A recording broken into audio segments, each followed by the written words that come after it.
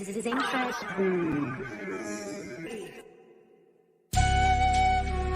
are now tuned in to Coffee Talk on LE Radio. Serving you up some new flavor, fresh out of ATL. Where the vibes prevail, the convo's held between a scale of 1 to 10 exceeds 1,000. But do you feel me? Go ahead and get your cups ready as we pour it to your mind, slow and steady. You may need a full cup for this. CoffeeTV.com. We got raw and adulterated conversations, live, provocative entertainment, new flavor in your ear from my podcast, talk show radio. Watch us live online in the studio. Tell a friend, tell them you come to. Never know what's in store with the whole crew. Cause we got you.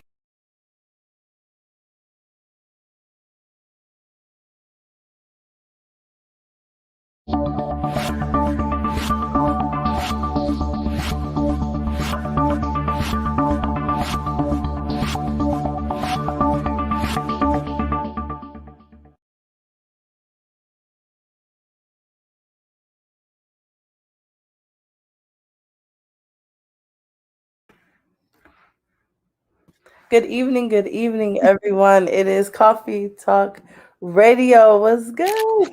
What's good? Oh, we got a good show today. I'm really excited. I said we got a good show today. I'm really excited. I mean, we always have a good show, but I'm like extra excited about this one. So yeah, me too. Hopefully our other guests will be able to get on and join us. Wait, we forget hello. There we go. Hey. Right, there we go. Y'all, third host of Coffee Talk. So she's the honorary third host right here. She just don't know it. Like, she don't know it. We just kidnapped her. She came on as a guest and been on here ever since.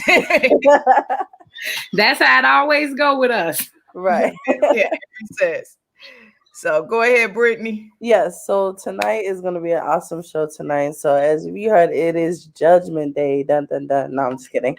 But it's basically the myths of masculinity versus femininity, and basically kind of talking about it not only exclusively within the LGBT community, but we are definitely going to be talking about masculinity and femininity and how it's presented in both genders, actually. So just to kind of, before we get into the juicy topic, I just want to remind everybody to please make sure you go to coffeetalk.com to sign up for the social media sites. Again, I don't know how many times I got to tell you, it's Black owned. It's way better than Facebook. You can post whatever you want. You don't have to go to jail. There's no suspensions from commenting, all of that. You can go on there, see all the amazing events that are coming up, all the shows, keep in contact with all of us here on this show, as well as the other shows as well. So, and also to remind you of our roster for the weekend. So LE Radio Live has shows all weekend, starting on Friday. We have the Poetic Soul Artistry, which is hosted by myself. We have ATL Mix that's coming in with the Real Raw and Uncut. Also on Saturdays, we have the Random Acts of Healing with the Hood Doctor herself. And then on Sunday, you have us here at Coffee Talk Radio, which you got to come in every Sunday at 6:15, and just come and vibe with us. So I'm really excited about tonight.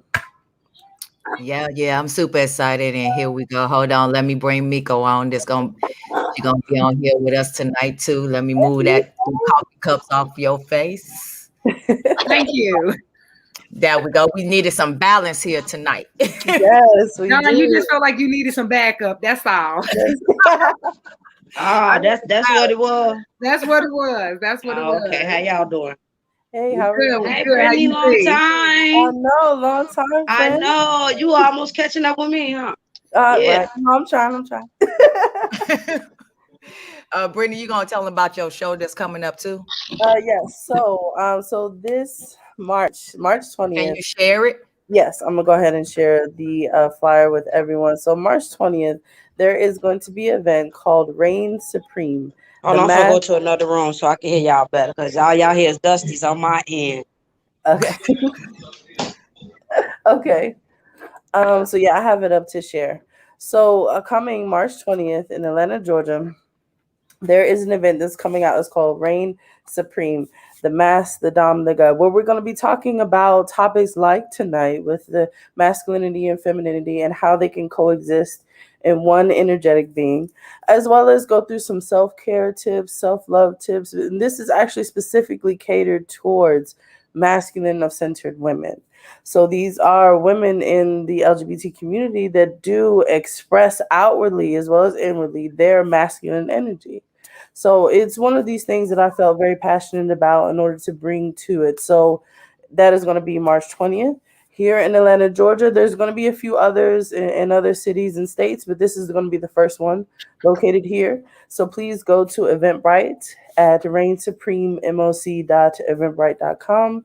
Get your tickets, or you can reach out to me directly. And I may be able to. I got a couple free tickets that I can give away to a few people. So definitely make sure you stay tuned for that. And that'll be a continuation and a part 2 of the conversation we have tonight.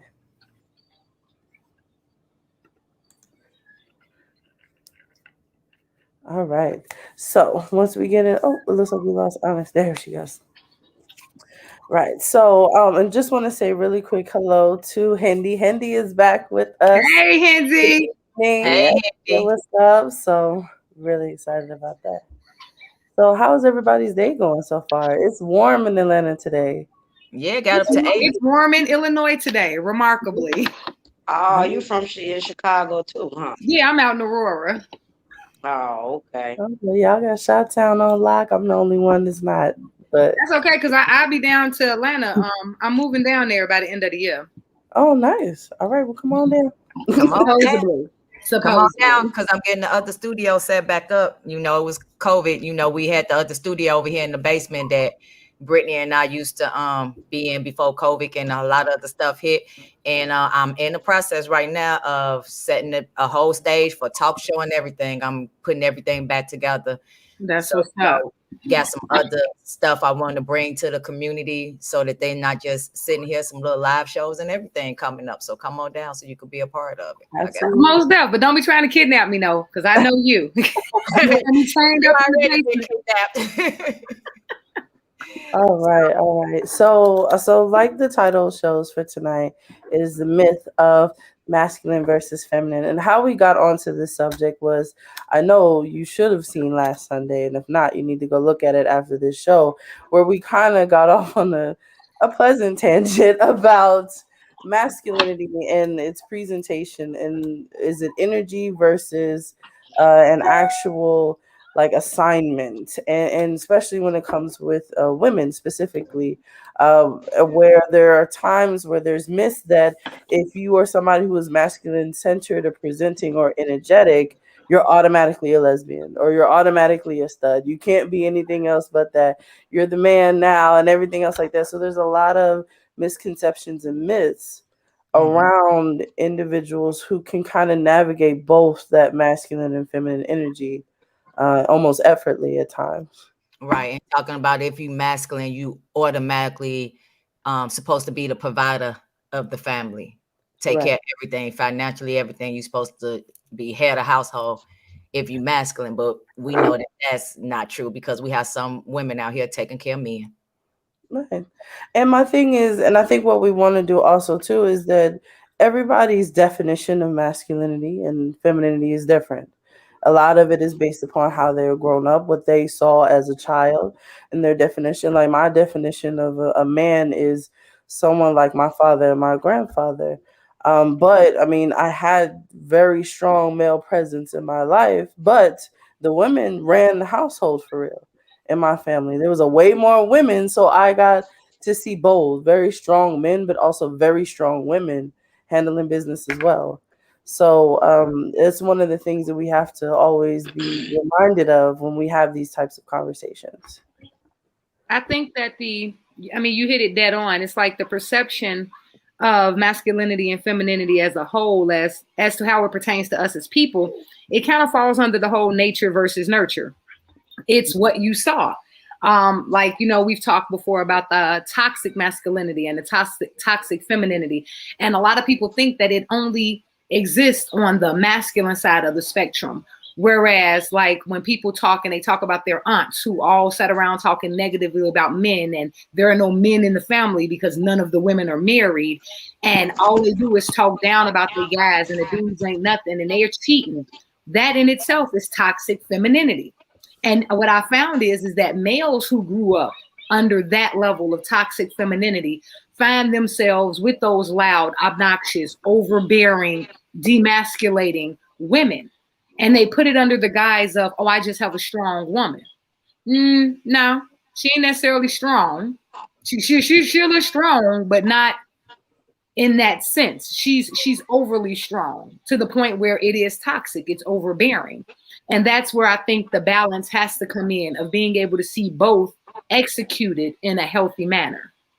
Definitely. So whereas tonight we are going to explore definitely how it is in the heterosexual relationships, but I think tonight we were kind of focusing on was masculine centered women as far as like in the LGBTQI or the alphabet mafia as they like to call us community, because I personally, I'm not masculine centered. I don't present to be. However, because I have a lot of friends and colleagues as well as different partners that I've worked with and everything, I've had a kind of like an outside looking in experience, seeing how hard it is sometimes to navigate your truth when you have all of these forces, both inside and outside of your community, kind of telling you how you have to be, and not kind of nurturing what your authentic truth is.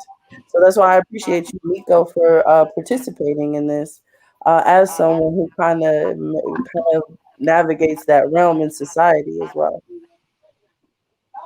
I agree. I agree. Miko, what you think? We just all talk running our mouth. What you think?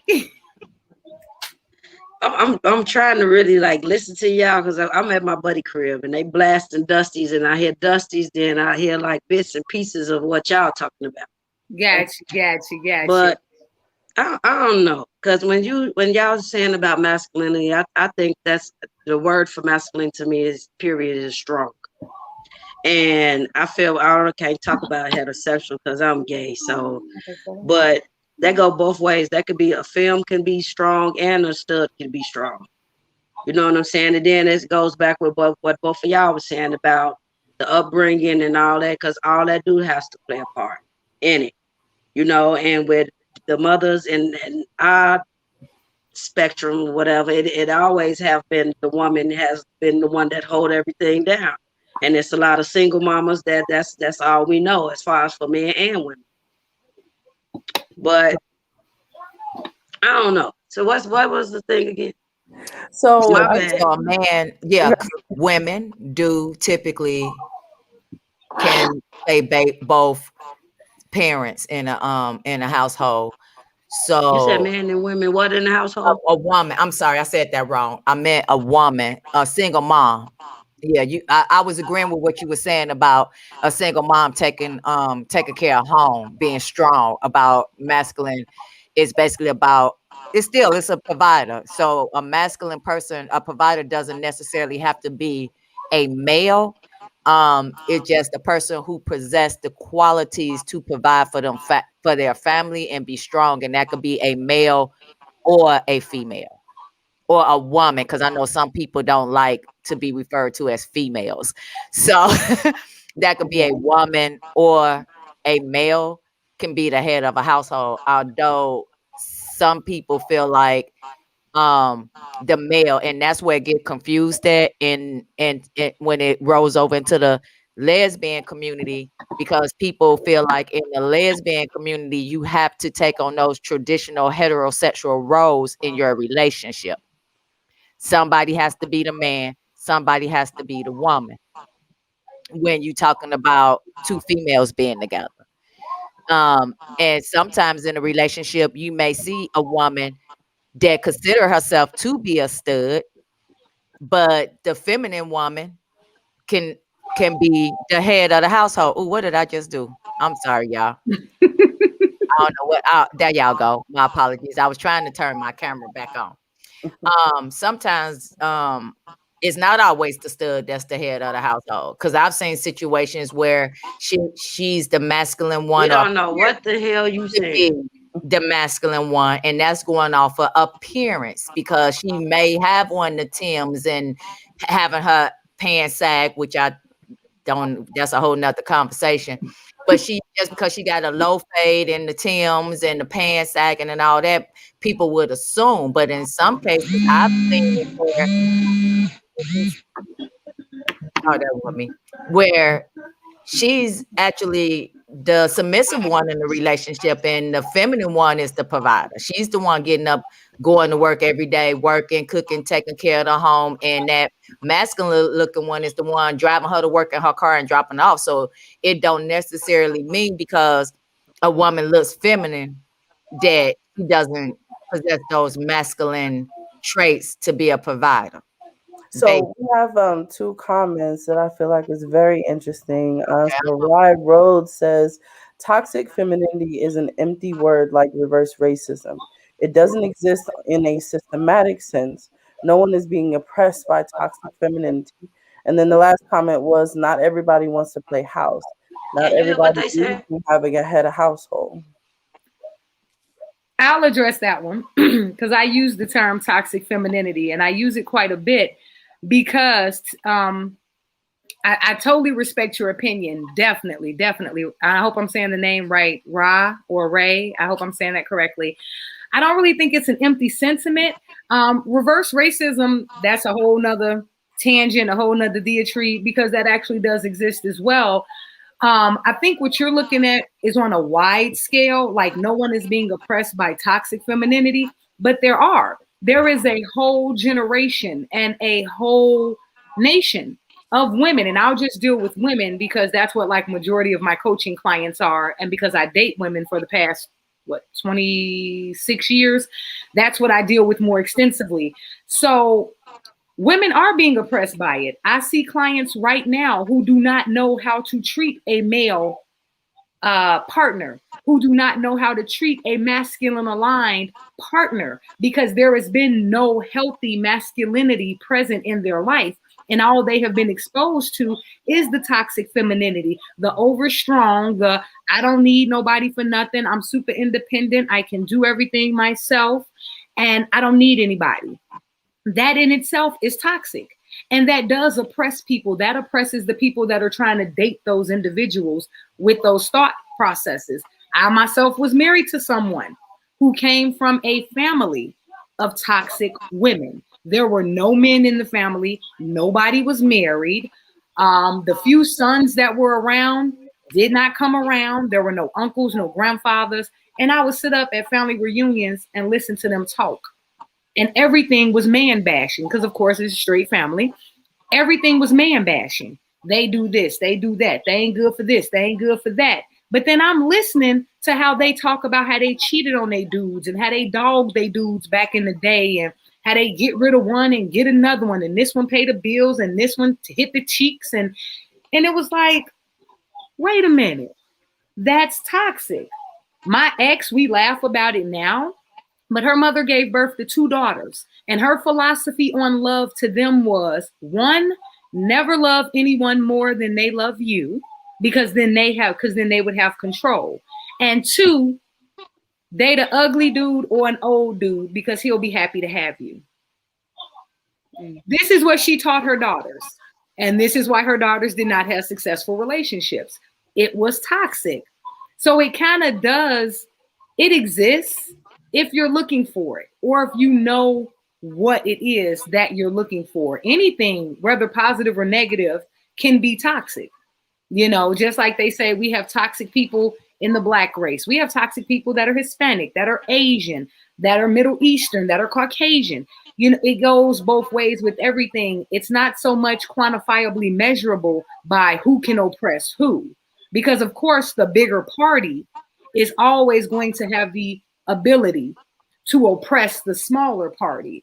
So nobody really talks about toxic femininity, but that doesn't mean it doesn't exist. It's just like, to piggy onto another topic, but without going to that topic. It's just like people saying that domestic violence does not exist with female on male. It does. It's just not a lot of men that report it. So it exists. It just depends on the demographic and your view of everything as a whole. Mm. So we had another one that says, "What are your views on toxic masculinity?" So, and I just wanted to come back to that toxic femininity because I had someone comment there. Their question was, "Is it really toxicity or is it just a trauma response? Are these women responding this way because of some sort of trauma that they experienced?" And to go back to Rice's comment, because she said you describe unhealed trauma, which is what I was just talking about, not toxic femininity. Words mean things. Toxic masculinity refers to, oh, that is not a word that I use often. Economic masculinity. Hetero patriarchy. Yeah, which is a part of the structural heteropatriarchy. You are misusing the terms. Oppression is an essential component, and we have to discuss it properly. Once again, Ra, totally respect your opinion, respect your vernacular and your grasp on the human language. But at the end of the day, it's quantifiably measurable depending on the demographic you're looking at. If I'm looking at the American patriarchal society that we live in, then no, one can debate all day whether or not toxic femininity exists. But when you look at like Aboriginal regions and you look at like Amazonian regions and things like that, where it's a matriarch type situation, then you can better see the illustration of toxic femininity, which is why I said it depends on the demographic that you're looking at. When I'm speaking, I'm not just talking about American society because I have clients in the Middle East, I have clients in Africa. So I kind of see a different viewpoint. So when I'm speaking about toxic femininity, I'm speaking of it as a world problem and not just a problem of living within a patriarchy. Because yes, if you're living in a patriarchy and you're measuring everything by that, then definitely it would appear that it was either underreported or non-existent. So I totally feel you on that. Totally. So, but yeah, we can get back to the toxic masculinity part of it. So, I don't believe y'all. Y'all invited me on here, and this is not my topic or my subject. So I guess I'll just be on here just listening. no, so No, we gonna get more into it. We always start off like this. You'll be good. We always start off like this. That's just how Black Fire, how Honest get down. We always start off like this. Then we go off a little bit, and that's why you see I'm a little quiet over here because I'm letting them get it out. Quiet too, because I'm like, what? Yeah, okay. I guess I'll just listen. Nah, you good because I'm about to post and get into some of the myths about we already pretty much talked about only a man could be a head of household. So that was one of the myths that I was saying, only a man could be a head of a household or a provider. And we pretty much just covered that. So I'm gonna move on and I'm gonna talk about so basically, some of the other myths that we have on here is if a woman, so like there was like 5 or 6 myths that you talk about. here go one right here. Right. But because we want to make sure that Miko is included, we're gonna do the other one. So I think the reason why this is such an important discussion, specifically to members of the community like you and Don and others, is that there's this idea that as a masculine centered woman that you have to fall in line with a lot of these expectations of what it is, I guess, to be a man, even though I feel like that's unfair because you're not now, unless you're transitioning, which is totally something completely different and not what we're talking about. I think it's completely unfair to impose that harsh rules because I was having a discussion with some people the other day. It seems like there's a handbook, like a stud rule book out there where like I'm still trying to get a copy. I haven't found a copy of that book and I'll be 51. I haven't seen a copy of that book yet. In 50 years, I still have yet to find a copy of this book that says lay out the rules of what you're supposed to be. And when it comes to masculine and feminine, because again, a lot of people judge on appearance. Because when a person look at me because I like to wear male clothing, they assume that I want to be a man or I identify as a male because of the way I dress. So the question for you, Miko, would be on that. Like, do you find yourself experiencing situations where people are impressing that type of energy upon you? Like where they're kind of Well, expecting you to be a no, certain. because with me, when I meet people or whatever, I tell them, yeah, I'm a stud, but I know at the same time I'm a woman first for anything. You feel me? So that's the difference with me. And then to like far as relationships and everything, I'm the one pretty much do everything. I cook, I clean, I wash clothes. I go to grocery store. I do all that.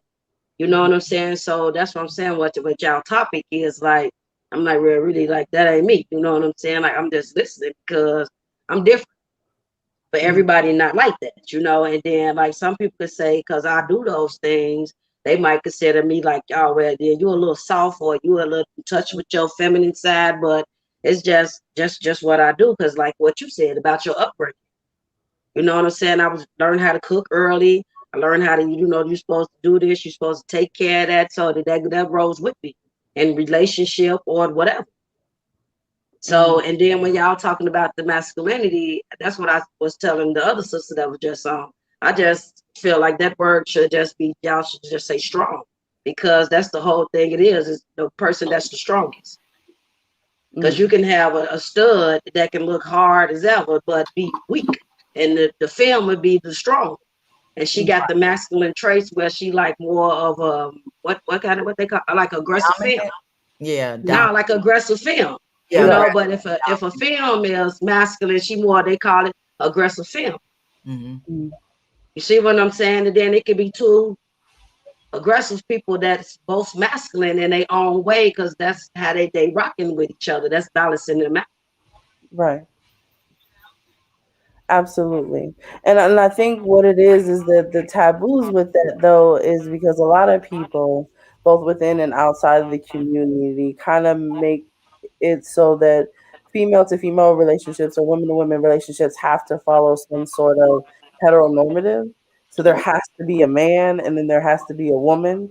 But I just feel like, because to me masculinity and femininity are more like energies, and you can kind of flow therein. You can be a little bit more aggressive one day, or you may not feel like that all the time. I feel like you should be able to kind of flow therein and not be stuck where you have to do this. So in your particular case, Miko, you pretty much kind of like do everything. So you would be considered an anomaly in these types of examples, because yes, you could provide and be head of household, but you can also be at home and cook and clean and do everything else.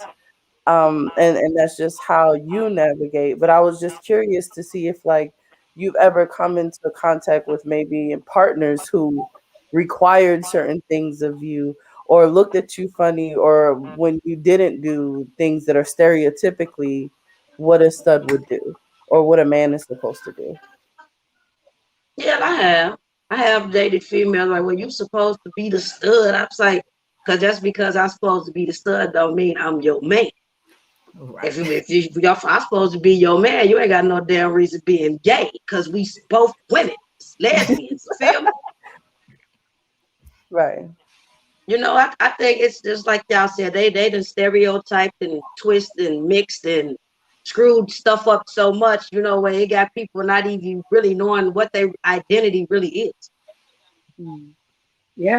Right, because a lesbian is supposed to be a woman who loves women. It's supposed to be basically a woman that dates women. All this, a woman, you a lesbian, but now you dating a woman that says I'm this my man. It's like it's confusion, because when all my life, because I'm old school lesbian, old school, where back in the day you was either straight, bisexual, lesbian, or gay. That was the letter. It was LGB. So you was straight. If you were not straight, you was a lesbian, you was gay, or you was bisexual. Everything else did not matter. And back in the day, it was kind of, unless you She was tomboyish. You could see two feminine women together and be all in love and not really know it, because we didn't succumb to all the stereotypical titles and the dressing and the heteronormalities. Hold on a second. Let's read that comment right there before I. So That's Henry too little for me. You gotta tell me what to say. Oh yeah, I'll tell you. It says, correct me if I'm wrong, but in most relationships, friendships, intimate relationships, etc., there's always a more aggressive energy and another that is not as aggressive. It's a natural attraction. I agree, Hindi. It is. What I agree. kind of what I'm speaking about is individuals that can kind of navigate both. Like I feel like I don't, unless you're comfortable with that, I feel wrong telling somebody that they have to be a particular way all the time if that's not they really are. Right. I navigate Holding them both. to a standard, if they show me aggressive energy at the beginning and but they know in themselves and their truth that they can kind of waver, I would be remiss to make them be something that they're not really. So that's what I meant by that. But you're correct. It is a natural attraction Right. to find someone who is your opposite. Right. And that's in friendship, because I navigate both androgynous. So I could go either way, either femme or masculine. It depends. Like I have my friends, like we call each other brothers and stuff like that. So you right, it's a combination of both, even in friendships, because I have some friends that consider themselves studs, and they know I don't consider myself a stud, but it balances out. It really it balances us out. But some of my friends that studs, they more calm. And so, and when I say it balances out, they'll be like, calm, I'm crazy. Be So quiet. you saying I'm calm? You can be. See, I've been knowing Miko since she was what, 18, 17, 18. But we ain't gonna get into all that. That's been over the last what, 20, what is this, 20 some years, 21 years? How old are you? 49. I don't even remember. But it's been a You're minute. supposed to ask a woman her age, fool.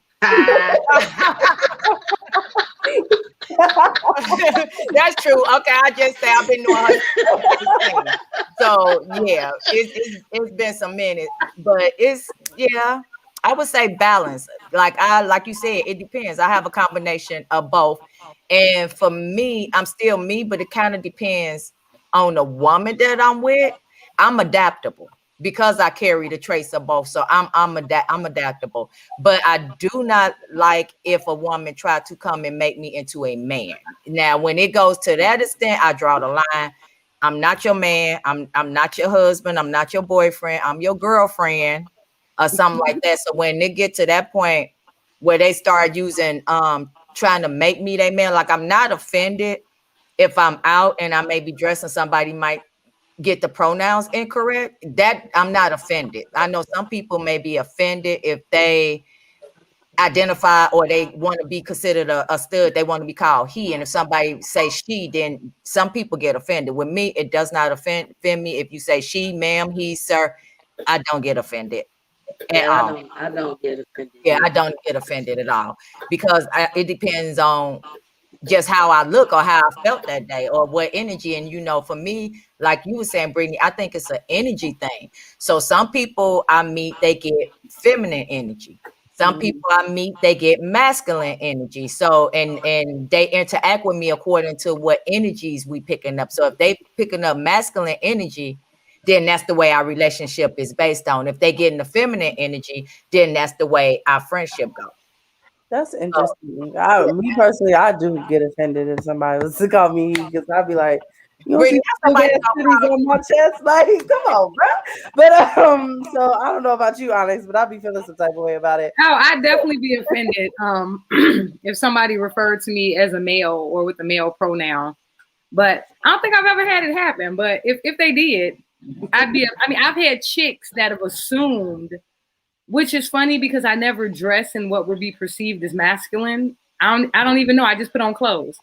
So if somebody thought that and they addressed me as such, I'd correct them. I wouldn't necessarily get offended. But if it came down to like somebody I was trying to date And then they have the constant with the, why don't you wear this? Or why don't you wear this? Yeah, no, I'm a girl all day. Nails and toes got to match. Boobs got to be out. Don't do me. I'm not, I'm a girl. So, yeah, I agree with that. I'm sorry, what did you say, Mika? I said I agree with her, what she said. I'm like that too. That it don't offend me neither, but I correct them. But yeah, it don't offend me. So old people always call me young man. You know what I'm saying? I'm like, they old. You know, said they don't know. You know. Yeah, I get it a lot more so from older people. Older people I get it from. But I know them little old ladies, they be knowing Miko. They just be them little old ladies, they be flirting. So them little 60, not 60, like 60, 70-year-old women. You talk about old ladies. You know I like old ladies, so you can't say I know you like old ladies, but they be knowing when they be like they know. Them little old ladies know. Hey, them old ladies be fresh. They be fresh. Them old ladies be trying to get you. They be trying to get you. Yeah, I like know because the little old men that flirt, they be know I could be in the suit and they'll be like, "Hey, baby girl." So them old people, don't let them fool you. They know. Hey, but them old ladies though, they know what they want. They be like, "Excuse me, young man, can you come help me with these bags?" Right. Yeah, and then I do security, and that's just what I be doing, helping them with their bags. You know, they be trying to get you, Miko. They be trying to get you. They gonna cook for you. That's gonna be it. Oh, Hindi had commented. She said, "Where is the femme handbook?" I know we writing it. Come on, let's do it. We writing it. Well, I can't see what nobody's saying. She'll post it up there because you have to put it to the comments to see. Bless you. Oh, I ain't even gonna do that. See how long it took me to get on here. So okay, I'll let y'all read. There you go, right there. And I ain't got no glasses on either. Oh no. But not Hindi. I used to sing like as I grew up in the life in Chicago, right? And Don is right. We old school. There was just LGB. So when everything else came along, there was no film handbook. There absolutely was not. But there was everything, and it was because they put more labels on the masculine aligned women. That's why they gave them andro, they gave them tomboy, stud, masculine, and with us it was just femme. And the most they told us is you're either a femme or you're an aggressive femme. Mm-hmm. That's pretty much it. So Hindi, we didn't get a handbook. We knew just to be a woman. And just to be who we is, like the Facebook user just said, just be yourself. Right. That's my philosophy. I hate and we marginalize. And we touched on this last week, how we marginalize ourselves. Like you got to be femme, you got to be stud. But if you a stud, you can't date studs. If you a femme, you really shouldn't date a femme. And it's like, stop. Where do all these brackets come in? Why can't I just date who I want to date, clap all the cheeks I want to clap, and call it a day? Right. That's how it's supposed to go. But we have to tell each other, yeah, you can't do this, you can't do that. And then that's where all the confusion and in the interpersonal discontent comes in. Right. And then people start feeling the need to hide themselves. But anybody that know me, I've been myself all my life, like unapologetically me. If you don't like me, if you come around, because I had met some studs that I hung out with a couple of times who thought I wasn't masculine enough. Oh, wow. They didn't feel like I was masculine enough, and they'll say something, about me not being masculine enough. And I'd be like, yo, bro, if that's how you feel, that's how you feel. But this is who I am. And I'm not finna be walking around here grabbing a dick that I don't have, excuse my French, grabbing, and I don't have that. So I'm not finna sag my pants, any of that. So if you feel that I'm not masculine enough to be around you, then that's not me. That's a reflection of you. That's an issue that you have with yourself, because I'm very comfortable in my body. Mm-hmm. And I'm not going to be around here pimping and spitting and putting snuff all in my thing just to prove to you that I'm masculine enough. So it is what it is. So I'm going to be me in the same way. I've been around females who didn't feel like I was masculine enough. And she wanted to go out and buy Timbs and all this and dress me a different way because my style was too preppy and stuff like that. And I'm like, hey, I am who I am, and I always said to my mother accepted me, for who I was. I never had to pretend with her. I didn't have to go out and get a boyfriend. I didn't have to put on skirts, makeup, and all that shit.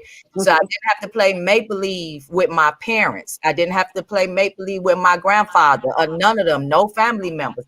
I did have one family member, one aunt who was against it. She said what she said. I continued to be who I was. She went on her way. I went on my way. But if somebody have an issue with me, I tell them that's on you. You don't have to deal with me. We have choices and we have options in life on who we want to be around. So if that's how you feel, that's how you feel. But I'm not going to change to make you comfortable. I think it comes down to a matter of personal preference.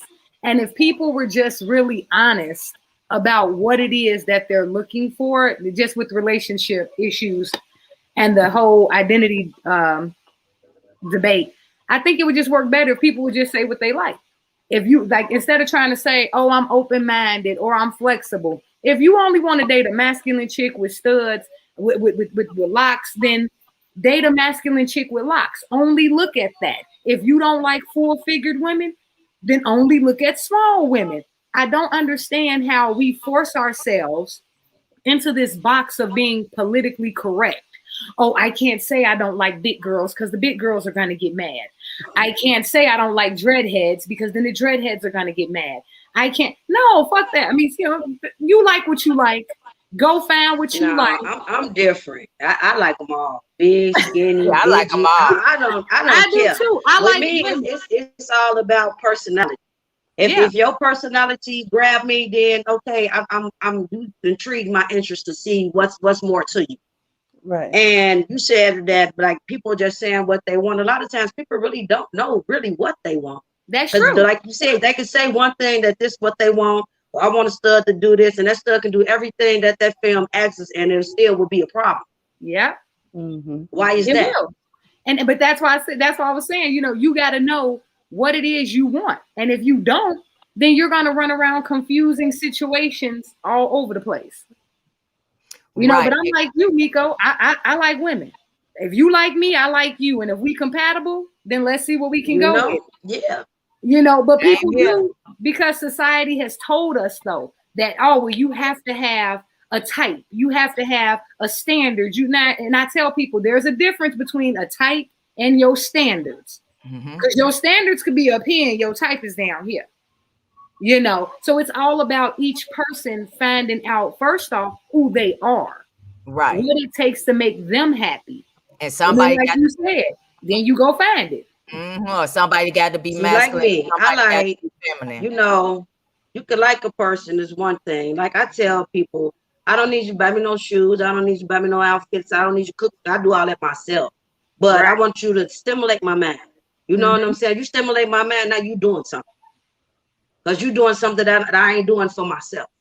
Right. And then all the rest of that will fall in line. Right. Y'all agree? I agree. Always. And I feel like that's one of the things that we wanted to touch on both at the event and tonight, is that with that and knowing your true and authentic self, I just want to impart that there's pressure that doesn't have to be applied at that, because I know women who are coming up, like Hindi had commented, she was like, I remember I came of age in the 90s where there was femme, stud / bulldagger and versatile. Whereas, I came up like I'm in the 20s because I'll be 35 this year. So my experience is something totally different from that. I know there's a high lipstick femmes, there's pillow princesses, there's the high femme, there's the aggressive femme, and then there's soft studs, there's hard studs, there's butches, like there's all these different labels, and everybody gets put in these additional boxes. And it's very hard to get to the root of individuals. So Hindi came back and said, my first experience was with a masculine woman. I was young and I was trying to figure myself out, but at the time I liked her and she liked me as well. Our energies matched and we connected. That was it. And it really could be that simple. But I feel like through societal changes, that heteronormative, like I was talking about before, it seems like there's pressure applied, especially to younger women coming up, where they feel like they can't have any type of feminine energy, that they kind of disconnect from themselves. They disconnect from their bodies, basically, because there are women, younger women that I've talked to in different workshops where they're not going to OBGYN appointments. They're not, you know what I'm saying? They're hiding the fact that they have periods and they don't like that time of the month. You know, there are certain like medical things that they're not doing because it reminds them of that they are women. And they're so hard fixed on this. I'm a stud. I have to be this way. I have to be a man.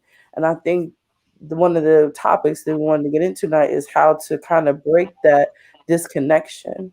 Mm-hmm. To me, it's like that's a disconnection from your body when you think that way.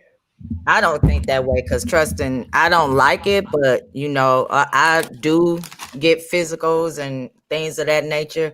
I don't like it when, because you know, every time you go to the doctor and it don't matter. And I guess they don't go to the doctor because every time you go, I broke my toe a couple of years ago. I went to the doctor for a broken toe. The doctor said, "Are you You gotta take a pregnant?" pregnancy test.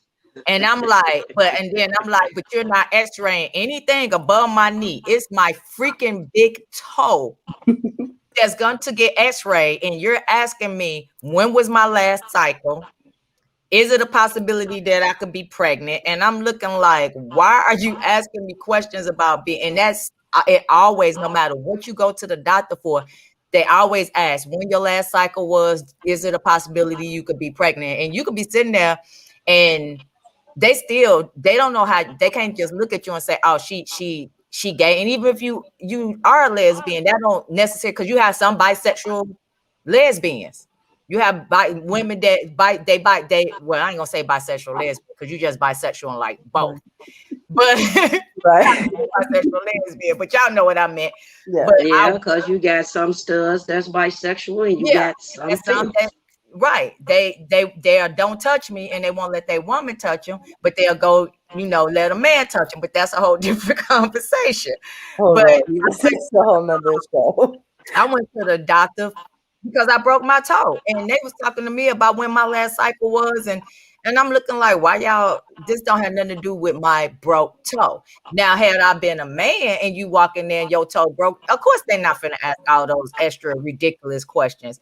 We might think they crazy, but as a female, they always want to go to, you could go in there, you could cut your finger. They still asking, when was your last cycle? I don't care what I go to the doctor for. Every time I could go for a call. When your last cycle? When was your last? I went from a cold, not to where my job sent me home because they thought I had COVID, but I didn't have it. But I went to take that. They asked me about pregnancy. I'm like, I'm here to take a COVID test. They want to know when my last cycle was. They started talking about breast exams and everything, and I'm looking like, can I just get the COVID test? But they do that because of the dynamic that Brittany spoke on. Well, for one, just like your cousin said, they have to ask just in case. But Right. also what Brittany touched on was so important about her coming into contact with masculine aligned women who hide every aspect of their femininity. So they have to, even when they see a masculine identified woman, they have to ask, because there's a thing that, one, she could be hiding that activity and just not acknowledging what's going on in her body. Two, you might have been presenting with a broke toe, but who's to say that you weren't assaulted previously and just did not know what was going on? There's a whole bunch of reasons why they always come behind a woman and ask. And most of it don't stem from the whole gay world. It stems from things that happen in the hetero world when girls are presenting for minor things and doctors have to pick and prod to make sure that they're not lying about a potential underlying abuse or something like that. And even with a grown woman, because in their mind, they don't know if whoever beat you up or whatever might have sent you in there looking what a doctor may consider dressed down or androgynous, really just to hide something else. Because I hate when they ask me that too. I'd be like, when was the last? Yeah, there ain't no baby in here unless it's calcified.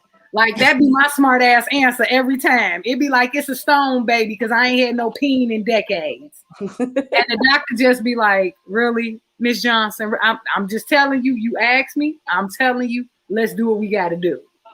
Right. The last time I went, I was like, I'm 50. And the doctor said, you could still be pregnant. I'm like, at 50, if I'm 50 and having babies, somebody lock me the fuck if I'm 50 and having a baby. That was like, because he was like, you could be 50 and women have babies at 50. And I'm looking at Halle Berry them doing it at 45, 46. I'm not this woman. I'm not carrying no baby at 50. I was like, oh, okay. They just had to make sure. Yeah, they just got. But I do, check. No matter how tomboyish or whatever I've been over the years, I do believe that a woman should go and you should get checked out. You should have your yearly physicals, because I do the breast exams and all that. I know they uncomfortable, and if you like me and you have small breasts, you can opt out of that little machine that smash, do this. You know how they push you up there and then it smash down on there. I know it's uncomfortable. You can opt out of that? Yes, you can get an ultrasound. I get ultrasounds. But that's only for women with small breasts. No, it's not for women with just small breasts. Brittany said, They've never given me that option. I'll be honest. They have never said that to me. Yeah, I don't. They don't let us do that. They got them. Because she was pushing me against the machine, and so it was smashing and it was hurting, but it was just like catching the front part more so like just the nipple part. So she was like, well, I ain't gaining some weight. They kind of bigger now. So, but when I went, and because of the machine, and it was very uncomfortable, and she kept pushing, I'm like, lady, you can't push me. I'm up in here through the machine far as I can go. So she wrote on the thing, and that's when she told me. This was the very first one that I had. When she told me, she was like, she put it on my record, and she told me for future reference when I go to let them know about the machine, and I could get the ultrasound. So yeah, you could get an ultrasound instead of going in that machine. Brittany, they ain't letting us get away with that. No. Yeah. I'm over here with an F cup. They ain't coming with no wand. Right. They ain't gonna let you do the wand. No. That's the same thing as that's the same thing. Yes, at 50, women still have babies. Oh, that's my cousin saying. Right. I haven't done that in so long, the breast machine. Oh, okay. So, and that's the same thing, like when a lot of women still, it's best to keep up with your record and go to the doctor as well. And because a lot of women, especially Black women, they love to give them, Black women and Hispanic women, they love to give them hysterectomies because of they cycle. So if you somebody that typically bleeds a lot or whatever, they default on giving you a hysterectomy. In my case, I had fibroids. Or if you have fibroids, they always want to go in there and they want to rip your shit out.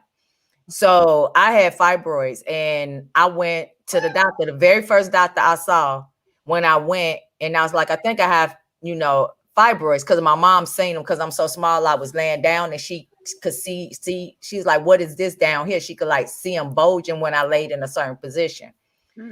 So when I went and I spoke to the doctor, the first doctor, he was like, oh yeah, fibroids. Before he just touched, before he did any type of exam, ultrasound, anything, any type of x-ray, the first thing came out his mouth was, yeah, we're gonna have to set you up for a hysterectomy. And I'm sitting there on the table. I'm like, hold on. All you did was touch my stomach. He had not done one x-ray, nothing. So then when I pointed out he had not touched my stomach, he went ahead on, he did an ultrasound. Y'all know I'm good on ultrasounds. So he did the ultrasound down there to see that I did have the fibroids. He still defaulted to hysterectomy. And I'm like, what are my other options? He basically tried to say, you have no other options. No, sir, I believe there are other options. And because he stereotyped me, and I wished I could have sued his ass, but he stereotyped me. And he was like, oh, I thought you told me you was a lesbian. I was like, what do that have to do with you giving me a hysterectomy? Oh, right. You don't want babies, do you? And I'm looking at him like, Yeah, no. Wow. I politely, while he was sitting at his little computer typing, I got up, I started putting on my clothes. He said, "What are you doing?" I said, "This is the last day you will see me." I end up writing a letter to that hospital. Of course, they just apologized and stuff like that. And I'm quite sure they tried to explain to me that he meant no harm and things of that nature. So then I went to a second doctor. Second doctor defaulted on the same thing. "Oh, you have fibroids. Let's set you up for a hysterectomy." No, sir. So I get on our old friend Google and I started Googling some shit. And so I went to a third doctor.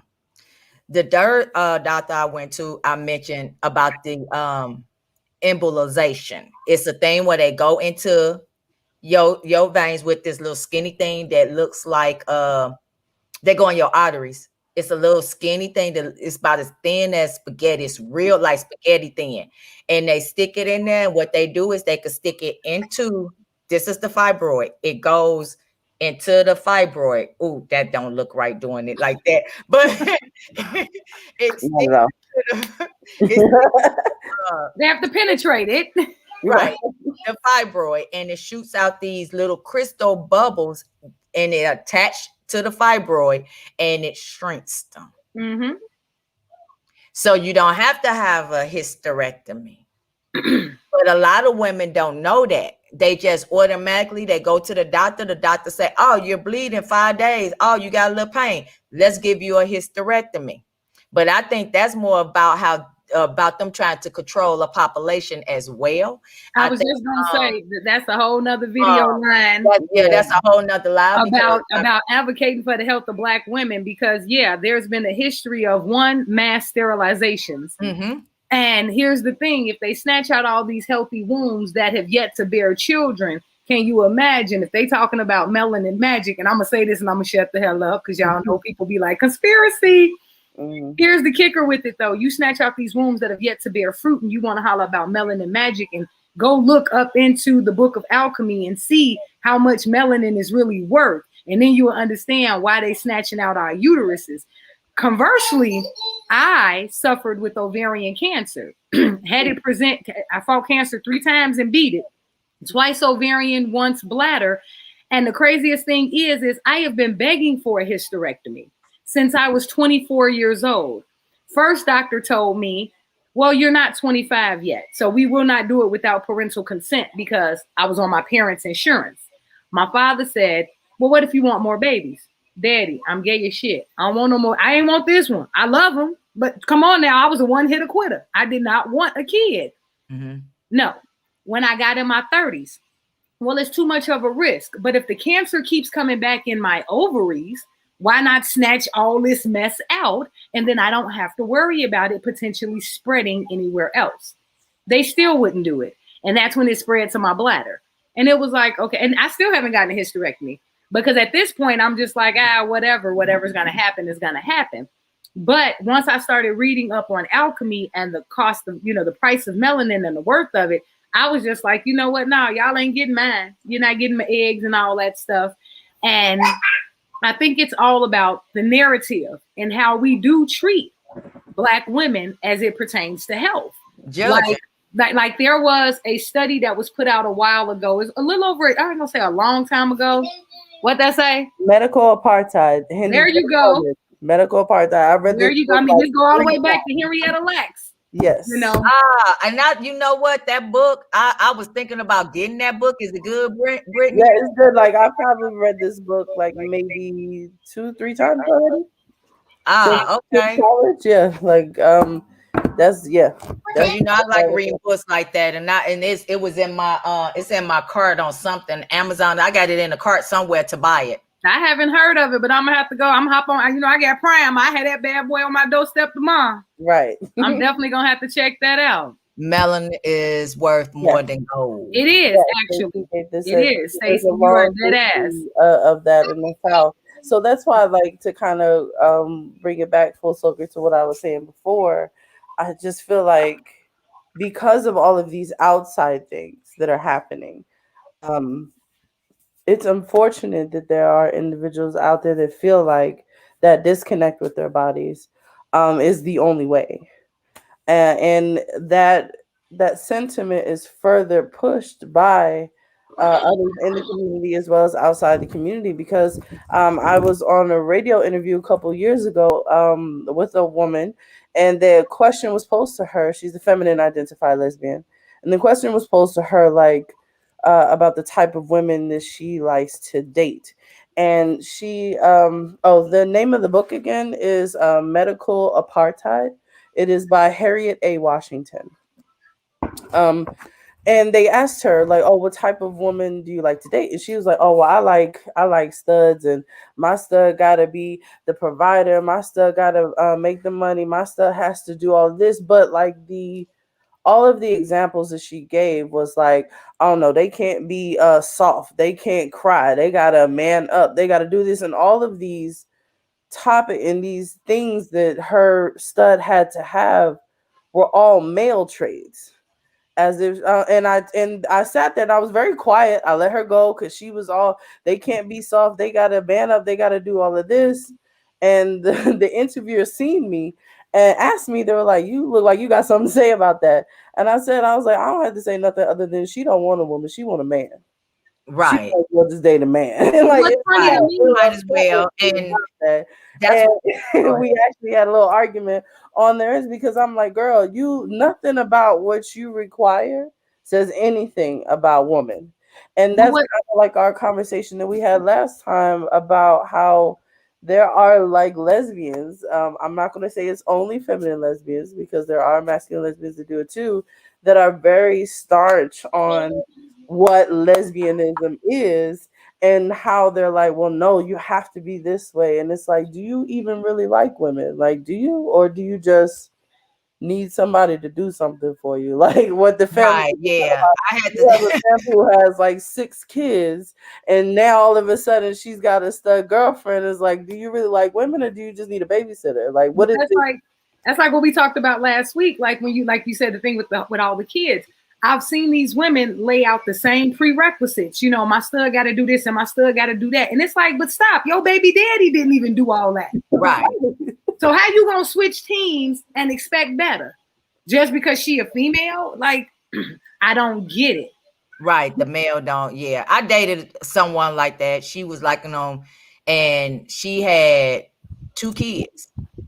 And she flat out, I think we might have talked 2 weeks. She flat out was like, "I'm looking for a father for my kids." I'm sitting there, I'm like,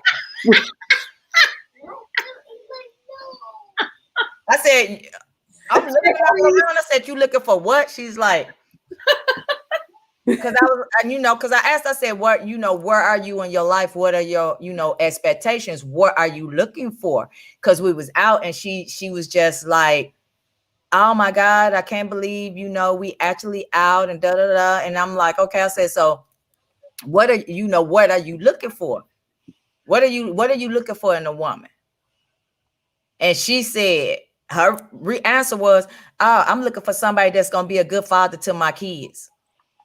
So I'm looking around like, and then I told her, I said, "I'm confused." I said, "Are you not gay? Are you not a lesbian?" She said, "Oh, I'm a lesbian." And then I was like, "I'm confused." I said, "Because I'm asking you, what are you looking for? You said you're looking for somebody that's going to be a good father for your kids." She was like, "Yeah, my son, he likes basketball. So I need, I need her to be able to go to his games and shoot out." And I'm looking like, I don't play basketball.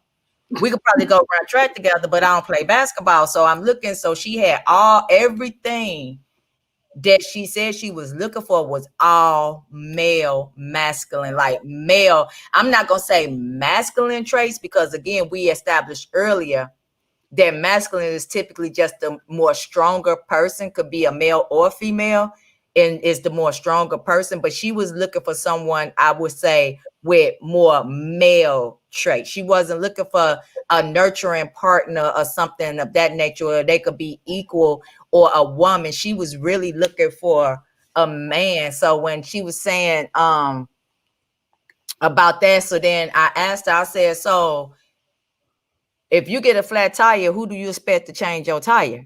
She said, the woman I'm with. So I said, so if we go outside right now and you got a flat tire, you want me to change your flat tire? She was like, yeah. I said, that's not gonna happen. You better call AAA. Right. I said, that's not gonna happen. Somebody to change your tire, but I'm not changing your tire. I actually know how to change the tire, but it's I not. know how. I know how to change it, but I'm not doing it. That's why I pay for AAA. I know how to change the tire, but I was not changing her title. Tire. I'm sorry. Because we sitting She there and needed she's you to be her husband. right, because she was just everything that she described was of a man. And I asked her, why are you dating women? Why aren't you with your kid's father? I said, because you get into a relationship with a woman, and I see it so often, like Brittany said, they switch when, like you said, Black, they get into a relationship, then they expect this woman to do everything that father did not do. And so when she laid out all those things, I just pretty much told her, I'm not a man. You looking for a man, or you looking for a woman who want to play house and be a man or play a man. I'm not up for that role. So that was pretty much the end of it for me. And that's not to suggest that there aren't people who do like to play house, and that there aren't people who do like to change tires and do all of those things. So I want to preference that for everybody who's listening. And even the comment about the woman having the 6 kids, that doesn't mean that she, can't be a. Because I know a lot of people are like, oh, that's not a real lesbian. But there can be lesbians with children. Like, it doesn't mean that they're less of a lesbian just because they have kids. But in certain instances and cases like we're talking about, I think that's unfair to be like, oh, well, here's this laundry list of things that this person has to be. And it's like, but that's not, like, why would you hold somebody to that standard? So Stacy says, hell, I'm femme and I have masculine traits. She also Exactly. changed my own tire. And a Facebook user said traditional and maybe heteronormative. There is nothing wrong with a traditional relationship. If you have a traditional relationship where there is one person that manages the house finances, the other person manages the home as the homemakers, the housewives or house husbands, traditional relationships can thrive. We're more kind of talking about these people who have unrealistic or crazy expectations of an individual that are too extreme. Because traditional don't necessarily mean somebody has to play a male. For example, I was in a 10-year relationship. We did not have a male. It was not separated like that. Right. We were together 10 years, and the entire 10 years that we were together, we would just introduce, this is my partner. That's how we introduced each other. This is my partner. It was no, this is my girlfriend. This is my stud girlfriend. This is my film girlfriend. When we're doing those 10 years, but when I think about it, them 10 years we were together was in the 90s. That was 1991 to 2001. But during that time frame, we introduced, this is my partner. That was it, and that was all. And then in the house, we both cooked, clean. We both did everything together. She handled, at the time, she handled more because we had to do the checks, books, and all that. She handled more of the finances. It wasn't that I couldn't do it. I wasn't interested in doing it. I wasn't interested. So we'll sit down, the bills will come. I just had no interest, wasn't interested in doing that. But we took care of each other. It was no role playing in that. I knew nothing about the first time I heard, and I'm old because the first time I heard the term stud was in 2004. I was 34 when I was referred to as a stud, and I was like, what is that? Because I thought it was like a baby horse. I started looking, I'm like, what is a stud? That's what I say. It ain't a horse.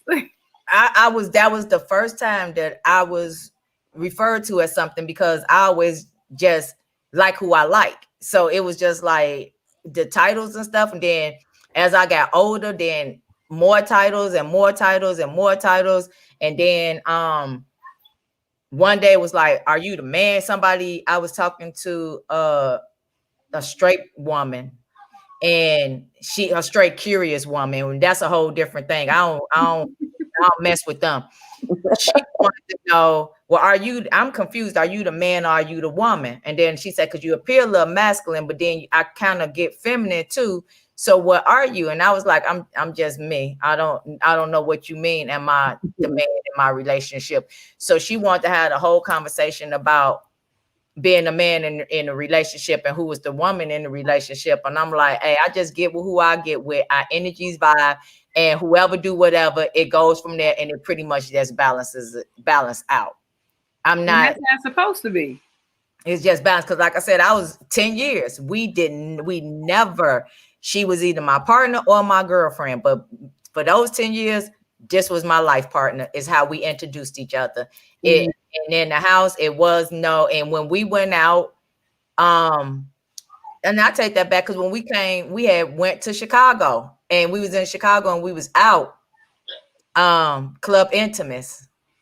We was out at the club, and we had met another couple, and they had the whole stud film thing going on, and they were and the stud was trying to ask me, and that she was like, she did say, and then she was like, so which one? She said, I'm kind of confused. Which one of y'all, like, who are you, the boy or is she the boy? And then I was like, no, we both females. I was like, we girls. She was like, I'm confused. Like, I was with her for 10 years. I didn't play basketball. She played basketball. But when she came off the basketball, and she was damn good at basketball. She came off the basketball court. Guess what? She got on heels. She got on lipstick. She got the hair down, all of that. But I didn't play ball. I ain't play ball at all. So while she over there playing basketball, I might run track. I might go bowling, but she played softball. She played basketball. I mean, she was a little tomboyish, but people at that time later on, like, oh, you was dating an aggressive femme. Like, why can't we just be two women? She's a woman that enjoyed sports, but whenever she wasn't playing her sports, she got on the high heels. She got on the lipstick, the hair down, the earrings, the skirts, all of that. Right. So I didn't know, but back nowadays, if my woman played basketball, then people be like, oh, y'all two studs. Why? Because she enjoys sports. Right. It's like this, like we talked about, in the previous weeks, it's the societal constraints that affect how we look at our own situations. Like me, Don, I was in a 10-year relationship. We were married for 5 of those years, and she was considered feminine. Well, I'm feminine. And people used to ask, and I would hate that question. My brother is a lawyer down in Atlanta, ironically. And he asked me the question one day when he met my wife. He was looking at her butt, and he was like, so which one of y'all is the boy? And I looked at him, and I said, well, does your sister look like a boy? And he was like, no. And I said, that big old booty you was just watching, switching to the other room, did that look like a boy? No. Then neither one of us is the boy. And he's like, well, then who do this? I said, well, first of all, we approach our marriage, our relationship, not by a role, but based on who does what best. Mm-hmm. I was better with the kids. I was better with structure, discipline, survivalist training, cooking, cleaning. I was raised by a man. I'm very domesticated. Whereas she was more of I just want to go to work. I want to have a beer when I come home. I want to travel. That was her thing. So I let her handle the bills. You deal with all that. I deal with the monsters. And that's how we balanced our life out. When we went out, we both have on heels and a dress. But because her feet would swell up, she'd switch into gym shoes. Then I'm out with the stilettos on like, hey, but that didn't make me more femme because she had on gym shoes. She just couldn't wear the damn heels. So I think it's more of society has told us, they forced us to believe the narrative that because we do come from a patriarchy, that there has to be a male-female dynamic no matter what you're doing. So then if you say, okay, well, if there's no male present, then it has to be a masculine feminine dynamic. And it doesn't. It really just has to be whatever works in your house.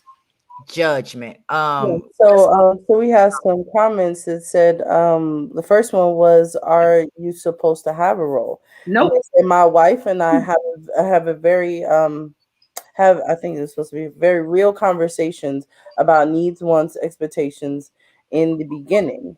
Hindi commented, the only roles I'm interested in are the ones that involve me and my partner operating in our individual strengths and supplementing each other's weaknesses. Stacy True. commented, oh my God, I really dislike that title, Aggressive Femme. Me too. The Me last too. one It sounds was like you're like ready to gym fight. shoes. They said gym shoes, that's Chicago talk all the way. And I was thinking about that too, because I say sneakers. I was But gonna say, what do y'all say down there? Sneakers? You have to put well, on your no, so I sneakers. say gym shoes. Right. Yeah, let you me put on them back gym on that. shoes.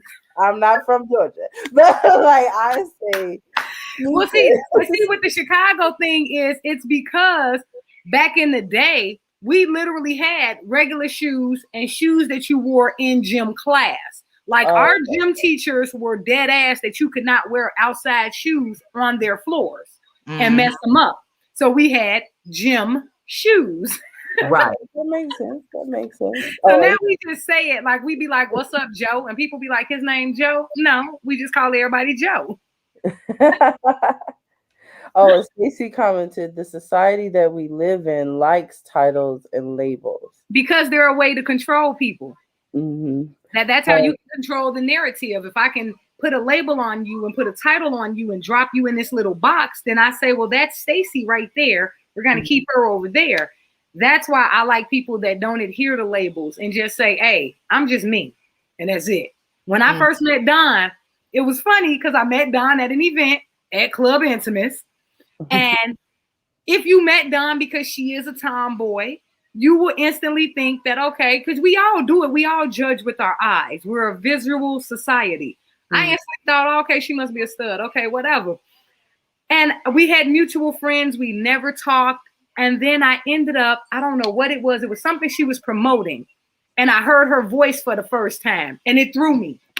Like, I called Queen. You remember Queen? I called Queen like, have you heard Don talk before? And she was like, my boo Don. Yes. She was like, oh, this is the first time you heard Don talk. She said, oh, you thought she was going to have a Barry White voice?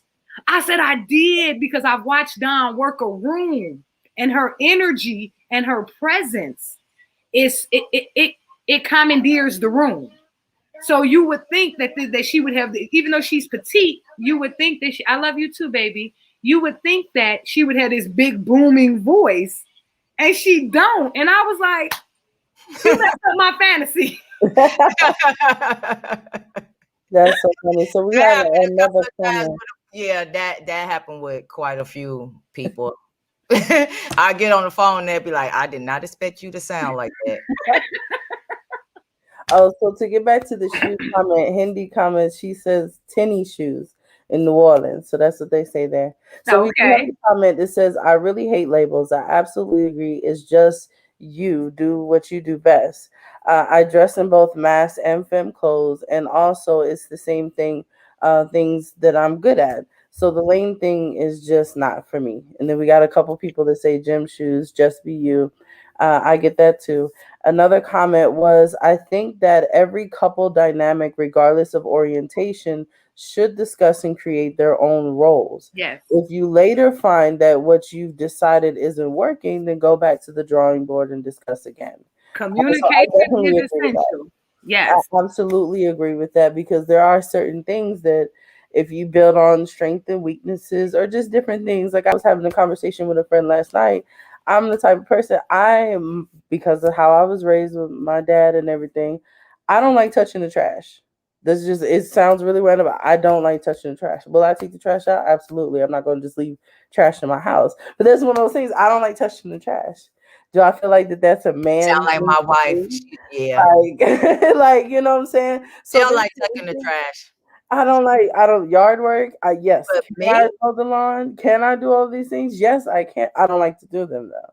So the person I'm with would have to be okay with touching the trash and doing yard work. Those two things that I don't like doing. Yeah, my wife don't like touching the trash. Like, I don't mind taking it out, but me, I always forget to put the trash bag back in. Like, she'll put the trash bag in. Like, I'll go in there in a minute and I'll grab the trash out and I'll take all the trash out. But when I grab it and take it out, I always, for whatever reason, forget to put a trash bag back in there. Mm-hmm. Sometimes I remember, but for the most part, I forget. So she just put the trash bag back in the trash, but I'll take out the trash. But it's not a problem. Like if I'm working late and I'm not home and the trash needs to be taken out, she will take out the trash. Right. She will go out there and cut grass. But then when I see her out there cutting grass, I'm like, why are you cutting grass? I need to be cutting this grass. Let me cut the grass. But you know, if I'm not moving fast enough, or she just want to get out there in the sun and get some exercise, she'll go out there and I'll be like, why she cutting the grass? You ain't supposed to be cutting the grass. So yeah, but trash, yeah, I always forget to put the trash bag back in the can when I go out. I don't know why, but I forget to put I'm like her. Like I don't mind putting the bag back in there. But we got comments. Hindi commented, she's like, I don't like taking the trash out either. Another comment was, I don't take the trash out.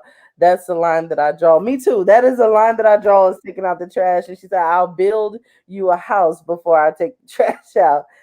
Hindi also commented, but I will clean the hell out of the kitchen, which is true because I actually like washing dishes. Most people hate washing dishes. I love washing dishes. And then the last one is, it says, I dress masculine, but my wife loves fishing. She will put the worm on the hook. I will not. Yuck. Thank you. Oh my God, I can't do it. I also served 21 years in the Army, so she and I don't have roles. I do all the cooking. We do what we do. I agree, because I like fishing too, but I'm not touching the worm. I'm not touching the fish. You're gonna have to put the worm on, and you have to take the fish off. Yeah, I put a worm on there, but I'm not touching bugs. I don't like bugs. I don't. And I guess I'm just a weirdo that I will bait the hook, I will catch the fish, take it off, scale it, and play with the bugs. No. Like bugs. So if you was a woman but my wife knew up front long before we got married, she could probably tell y'all a funny story about a bug situation, because y'all know how Black, I know how you are. Get here. Brittany, no, Atlanta got huge bugs that be just. Well, I learned when I moved to Florida. They just got all these strange looking bugs, and you be like, "What the?" They got stink bugs and what the freak? Yeah, the South, y'all bugs down south are disrespectful. Very. When I first moved to Florida, I saw a spider. I said, "Oh, okay, step on it." I moved my foot. The goddamn spider got up, took two steps, and flew the hell off. And I was like, wait a minute. I went back in my house, closed the door. I said, I ain't coming outside. Yeah. They got flying spiders down here. They got palmetto bugs. Oh, palmetto bugs, yes. Water bug. I heard them. Those fly. Those fly. They like nothing coming at my face. I got to say about those. Those are disrespectful. Like I'm not stepping on them. Disrespectful. Because I don't want that gook stuck on my shoe. Exactly. But it's like somebody commented and said, I know a hetero couple where the husband did the daughter's hair and got her dressed for school. Why? Because he was best at it. Makes sense to me. Absolutely. I totally feel you on that. Like people, we get so ingrained in this belief of roles that it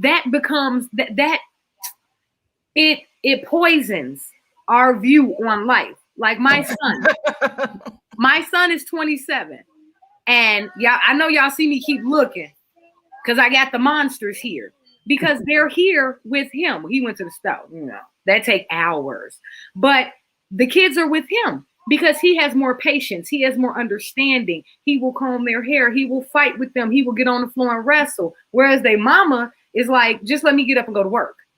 I'm finna go. I don't want to be bothered with all that. They make too much noise.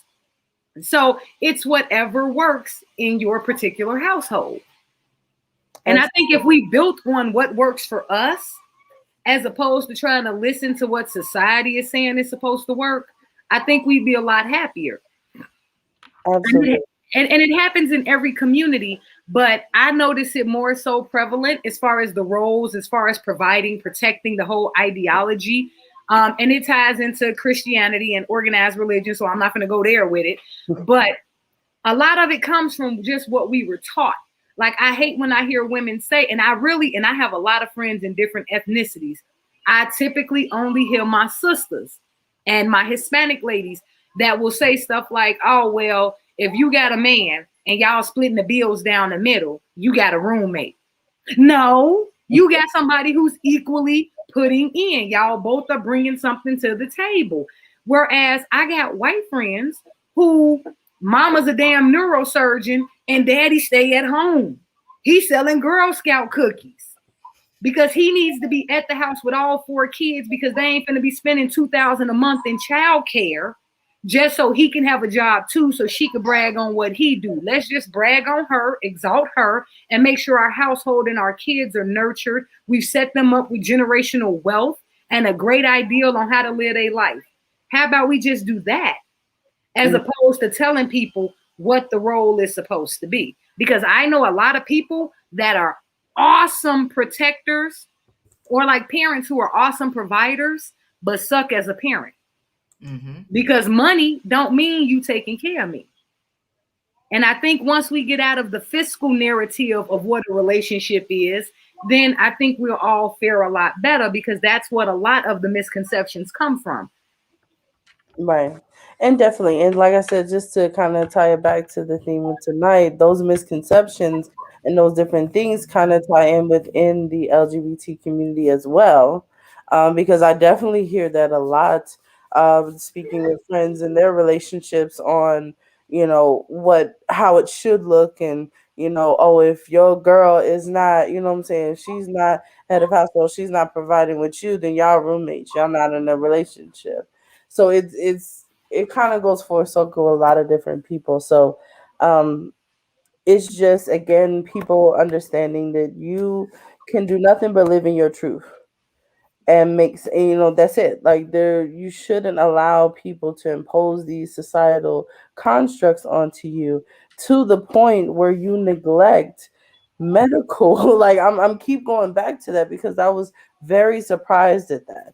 That you neglect taking care of yourself on a physical level, on a mental level, spiritual level, because of this. So to kind of get into a few of our comments, we have one that says, "See, to me, the neurosurgeon scenario makes sense." Hindi says, "Exactly, Onyx. When both parties have healthy sense of self, you operate on whatever works for that particular relationship.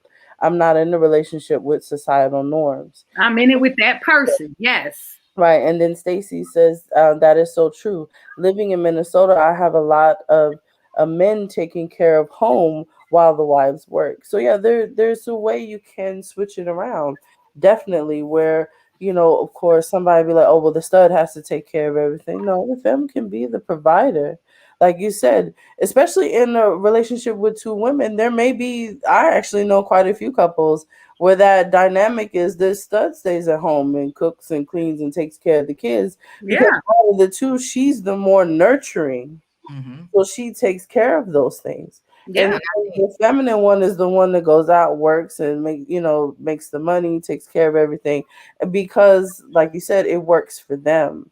Yeah. And it's unfair when people are like, oh, well, or other studs would be like, oh, you ain't no real stud because you letting her run this and do this. Or the femmes will be like, oh, well, that's not a real stud. She a sucker, this and that. And it's like, well, no, they just doing what works for them. And I always tell people, stop measuring your life with somebody else's ruler. Right. That's like putting on somebody else's prescription eyeglasses and expecting to have 20/20. If it ain't your prescription, it ain't for you. And that's really just the gist of it. But if people stop giving into the ideology of we have to have a label to define who we are, if we could get out of the labels, the rest of this would just be existential noise. Right. Because we wouldn't have these issues or these ideologies if we got out of the boxes. Like just with even like being married to a femme, like people say, okay, we're looking at the masculine, feminine, but they're the same problems that feminine have, masculine have, and heterosexual. They're all the same issues because we're all measuring someone else's success or lack of in their relationship by a wide margin, instead of just looking at what applies for that scenario. Do you have 2 people that are equally yoked? Do you have 2 people that should be together in the first place, fundamentally? If you don't, no matter what role you play, nothing's gonna go right. Right. I'm sorry, not I didn't mean to cut you No, off. no, no, go ahead. And just because a woman is feminine or does not mean she's nurturing. Because I've met feminine women who were not affectionate and they were not nurturing at all. And I'm affectionate person. So me Mhm. trying to date someone who is not affectionate and not nurturing is a problem for me. Because just because you feminine, that does not come with, oh, she's going to be soft, she's going to be sweet, she's going to be nurturing, she's going to be attentive. Because like you said, and then you have some males out there, like I have some male friends who are very nurturing with their female partners. I had one that was, that was one of my things up here, because I told him he a couple of my male friends, they have like a divine feminine sense and energy to them. That don't mean they're gay. Exactly. That do not make them gay. So he's nurturing, and in a straight world and a heterosexual world, it was kind of an issue with him because he didn't mind doing things for her. So they assume, oh, he must be gay. And he is as straight as he is. I don't know how straight you could be, but he's straight. But he finally met a woman that it balanced it out and it was even. But that's what she wanted. She was looking for someone who was kind of nurturing and would listen to her. And just because a man takes out time to sit there and listen to his woman, how her day was, ask her how her day was, and have a conversation with her, does not mean he's gay. He's not. He's feminine. And just because a woman is feminine does not mean she's going to be nurturing. There you go. There you go. Right, and we have this one last comment that we can get to.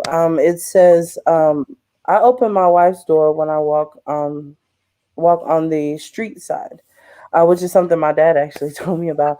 Walking on the street side of the sidewalk. But I also cook her dinner, breakfast, and lunch every single day. I am her protector. She goes out to work every single day, and I'm at home cleaning, doing the laundry, and looking wise. I am the more masculine in our relationship, but like I said, again, we do what we do, and it works for our relationship. Yep. Hindi says, Prince was divine feminine, but we'll take your woman too. In a heartbeat. In a heartbeat. Your woman come up under you, baby. Right. But I agree with that sentiment of the previous, like, again, and I don't know how I can stress this enough, as far as like making sure that you take care of yourself. Self-care is important, but also to be authentic and to do you. What works for you is not going to work for everybody else. So it's important for you to make sure that you take the time to have these conversations at the beginning of your friendships, relationships, and everything, to kind of really hone in on what is it that you're looking for and what is it you're willing to give as well. So we'll definitely, since we are unfortunately coming into this very good topic, I just wanted to remind everybody we are going to have a part two of this discussion, definitely March 20th, here in Atlanta, Georgia, at the Reign Supreme, the Mass, the Dom, the Gods, where we get more in touch with the self care, the self love aspect for specifically catering towards masculine centered women. But I agree with everything that said. Like it, I definitely feel like, and my last final words of thoughts on this is that do you. What works for you works for you. It's not always what works for the goose work is good for the gander. I don't really believe that when it comes to relationships. Mm-hmm. What's good for the goose is good for the gander, because I feel like everything is individual. The relationship you have with your parents is different than the relationship you have with your siblings. The relationship you have with one partner is different than the relationship you have with another, which will also be different than the relationship you have with yourself. And honestly, I feel like the relationship you have with yourself is more important, because that dictates how the relationships will go with everybody else. Mm-hmm. Yeah. I totally agree. And you're not gonna get the same person. I mentioned that before. I could date two different women. Every woman I dated, um, two people could date the same person but not get the same person. Is what I made the statement about. But a lot of times it still goes back to like what Brittany said, how you feel about yourself, self-love, how you see yourself, how loyal you are to yourself. and how you gonna your relationships is gonna play out with everybody else. That sets the tone for everything. How you feel about yourself sets the tone for all your relationships. Now, sometimes you could still be on the up and come across somebody that you just don't meet with. Like, you know, sometimes you could just meet somebody right off and know this is not gonna work. Right in the door, that energy meet, and you be like, this is not gonna work. But Right. again, like you said, Brittany, I totally agree that it depends on you. And let's see what comment we have before we get up out of here. She said, Oh, great talk, ladies. I'm following you. Thank you, girl, for coffee Thank talk. you. I'm follow you back. Talk. And Onyx, do you have any final parting words for us as well? Oh, me? yeah. Oh, I'm sorry. I had a monster talking. I told y'all these savages. They disrespectful. Come get them. Come get them. Actually, no. Like, as again, great topic. Thank y'all so much for having me on here. You know what I'm saying? These are definitely topics and ideals that we do need to delve more into. Absolutely. As a collective.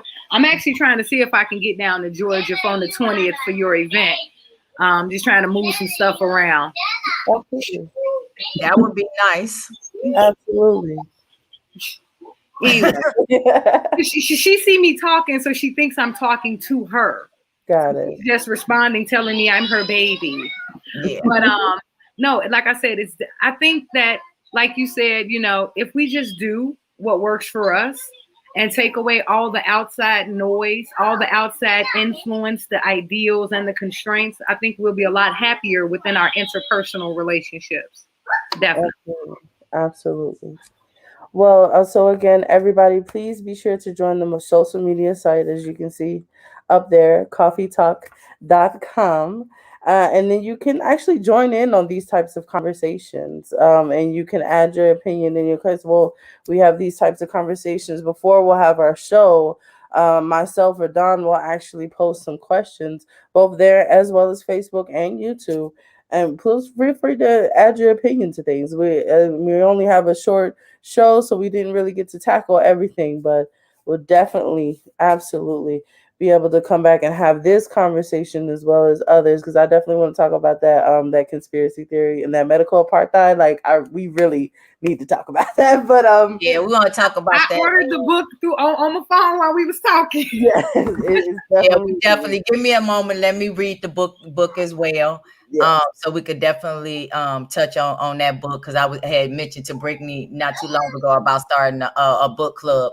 So I'm definitely gonna get the book and read it, because I read books as well. I was going over my little meditation book here about, you know, I meditate, but this is like beginners. I want to get some basic stuff, you know, back, because I did it, but you know, it's still always nice. I go back and revisit stuff. So yeah, I like to read, so I'm getting ready to order that book as well, because like I said, I had it sitting in the cart, and I was sitting up there like, should I order this book or should I not order this book? It's definitely a good read. I also want to probably next week touch a little bit on domestic violence, like identifying when you are in a toxic relationship. Because sometimes people are in toxic relationships and they don't realize that they are in a toxic relationship, or they may be an abusive relationship, but they don't realize it's an abusive relationship, because maybe that's the way all their relationships has gone in their life, or that's what they witnessed growing up. So once they got older, they just considered it normal. They just considered it normal. Just like, and then a lot of times people could be in a financially abusive relationship and don't even realize that. I was just about to say, make sure you put in the financial with the physical and the emotional. Yeah, everybody. I was like, yeah, they always want to talk about the touch on the physical and the emotional, but it's other aspects to it, and financial is one of them that people typically don't really talk about a lot. So yes, I want to probably get into that next Sunday. If you want to be a guest on the show, just I'm always available for you. I ain't even talking to you. I ain't talking about you being a guest. I know you'll be here next week. I'm talking to somebody else want to come on and be a guest and share their story. And as you see, I'm gonna show you if you want to come on and you want to talk and you don't want nobody to see you. Look, woo, you can put up an avatar, anything you want, and nobody have to know who it is. You can even put up a fake name if you want to. So yes, I want to get into talking about that next week. Absolutely. Yeah. So that's all I have. You ladies have a good night, and everyone listening, we appreciate the support, and we'll see y'all next Sunday at 6:15. All right. Y'all have a great night. Thank you for having me. Of course, always.